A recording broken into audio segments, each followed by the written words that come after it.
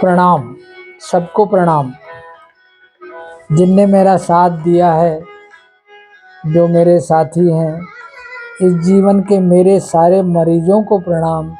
जो मेरे मरीज नहीं रहे उनको भी प्रणाम। आज ईश्वर दर्शन की दूसरी घटना सुनाने जा रहा हूँ। वैसे ईश्वर का दर्शन कल्पनातीत है और शायद भावना का भी विषय है, अध्यात्म का विषय है। मेरा तो विषय है नहीं, मैं तो अध्यात्म जानता नहीं हूँ, ना मैं समझा सकता हूँ। भाई आप स्वयं सभी लोग विद्वान हैं, लेकिन मैंने जो ईश्वर के दर्शन किया वो शायद अनुभव मैं आपको बांट सकता हूँ। आज मैं उस घटना, सत्य घटना का जिक्र कर रहा हूँ जिसमें मैंने दूसरी बार ईश्वर के दर्शन किया। नाम स्थान कोई विवरण नहीं दूंगा। स्थान मेरा अस्पताल ही है, मैं ही चिकित्सक हूँ। सालेवारा जंगल से एक बच्चा करीब 12-13 साल का लाया गया, लंबे समय पहले, जब मलेरिया का दौर इस इलाके में खौफ की तरह छाया हुआ था। वो बच्चा घर में ही बेहोश था, यहाँ लाया तब बेहोश ही था। सारे टेस्ट हुए। उन दिनों गांव से जो लोग आते थे वो अपने साथ एक एल्युमिनियम का बर्तन लाते थे, दाल चावल लाते थे। यहीं पीछे झोपड़ियाँ बनी हुई थी मेरे अस्पताल में, वहाँ बैठ के अपना खाना बनाते थे और अपने मरीज़ का सेवा शुश्रूषा करते थे। कई बार मैंने उनसे ये कहा कि भाई ये संभव नहीं है, यहाँ मेरे पास उतनी साधन सुविधाएं नहीं हैं। तो उत्तर मिलता था कि हम कहाँ जाएं। ये बात कर रहा हूँ मैं 93-94 की। उस युग में सुविधाएं, चिकित्सा सुविधाएं बड़ी सीमित थी। डर लग रहा है कि वीडियो कहीं लंबा ना हो जाए, फिर भी अगर लंबा हुआ तो क्षमा करेंगे। शुरू किए, इलाज शुरू किए। उस समय टीम भी बहुत अच्छी मजबूत थी, मेरे पास स्टाफ भी। सामान्य रूप से बेहोश मरीज के लिए एक कॉमन कोड है कि ये होना चाहिए, तो वो सब किया गया। मैं चिकित्सा विज्ञान की बात नहीं करूँगा, लेकिन कुल मिला के ये टेस्ट के बाद ये तय हुआ कि उसको फैल्सिफेरम मलेरिया है। बड़ी अच्छी बात आई कि हीमोग्लोबिन 6 है। अब शुरू हुआ इलाज, जो भी इलाज करना था, जो भी सेवा शुश्रूषा करना था। मुंह में, नाक में नली लगा के भोजन पहुंचाया गया, दवाइयाँ पहुंचाई गई, पेशाब की नली लगाई गई, सब कुछ हुआ। और जैसे एक बेहोश मरीज की चिकित्सा करते हैं वैसे चिकित्सा शुरू हुई।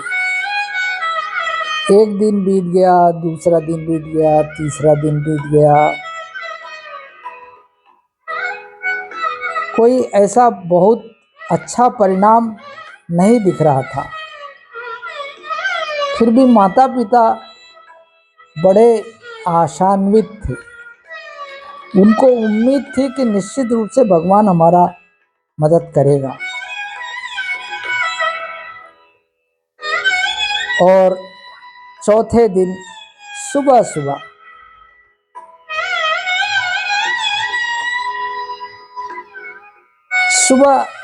मेरा ऐसा ख्याल है, मेरी याददाश्त के अनुसार 6-6:15 बजे मेरा एक स्टाफ ऊपर आया, मेरे को जगाया कि सर उठिए, ऐसा लगता है कि वो बच्चा होश में आ रहा है।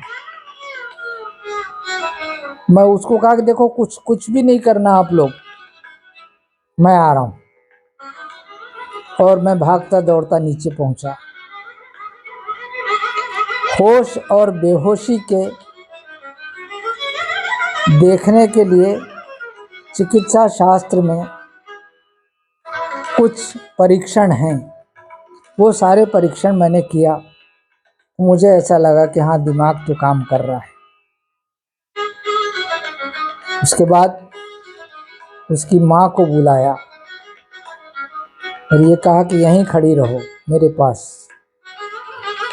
तो पलंग के एक तरफ मैं खड़ा था, दूसरी तरफ वो उसकी माँ खड़ी थी।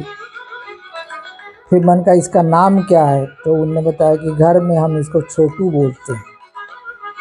तो मैं उसके कान के पास जाके बोला, छोटू जागो, मुंह खोलो। तो उसने मुंह खोल दिया। मैंने कहा तुम्हारा नाम छोटू है? तो फिर सिर हिला के बताया कि हाँ, बोला तो नहीं। तो उसकी माँ को भी कुछ विश्वास हो गया और वो भावुक होने लगी। उनका यहीं खड़े रहना। उनका छोटू आँख खोलो, देखो तुम्हारे सामने कौन खड़ा है। तो भाषा उसकी छत्तीसगढ़ी थी, उसी शब्द का उपयोग कर रहा हूँ मैं, अनुवाद भी कर दूंगा। वो जो शब्द उसके मुंह से निकले थे, मोर माँ है, मतलब उसने ये कहा था कि ये मेरी माँ है। ये शब्द निकलते ही मैं कभी बच्चे की तरफ देखता था, कभी माँ की तरफ देखता था। उसके आंखों से गंगा जमुना बहने लगी